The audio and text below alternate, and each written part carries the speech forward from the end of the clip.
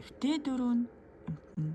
Эртүр дээн цагт халуун дулаан бүрдсэн орны сайхан шуугууд заан сармагч нь тагтай туулай дөрөв олон жил хамт амьдран сууж байв.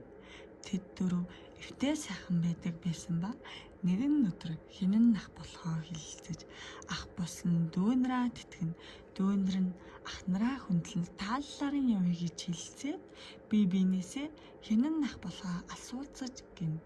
Тэнд нэг мод том мод ургаж байсан тул заан тэр модыг зарж намайг болчороо хад энэ мод наттай шацуухан байсан ба би дөнгөж хүргээдэг байв гэжээ. Үүний хариуд сармагчин хэлв. Намайг болчороо хад энэ мод тоглож дүүлэх мөчөргүй манайтай адилхан байсан тул сүүдэр намайг арай гэж л халахалдаг байв гэжээ. Үүний хариуд туулаа. Намайг болчороо хад энэ мод сая үндэслэж байсан тул би үндснээс нь малтаж иддэг байв гэжээ. Харин тагтаа үүний хариуд сүмбөр уулыг дов бахад сүн далайг шалбайг бахад би модны мөчрийн үрийг зууж ирээд энэ дунагсан бэлээ. Тэгээд энэ мод ургасан юм да гэв.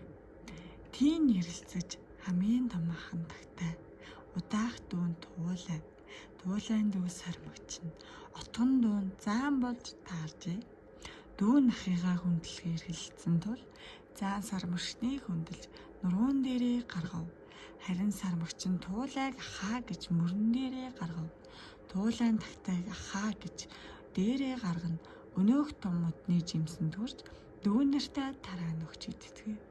Ийхүү энэ дөрвөн намт нь хүндлэх ба тэтгэх ёс төгс болж эвтэй найртай байснаар эвтэй дөрвөн намт нь хэмээх үлгэр бий болсон билээ.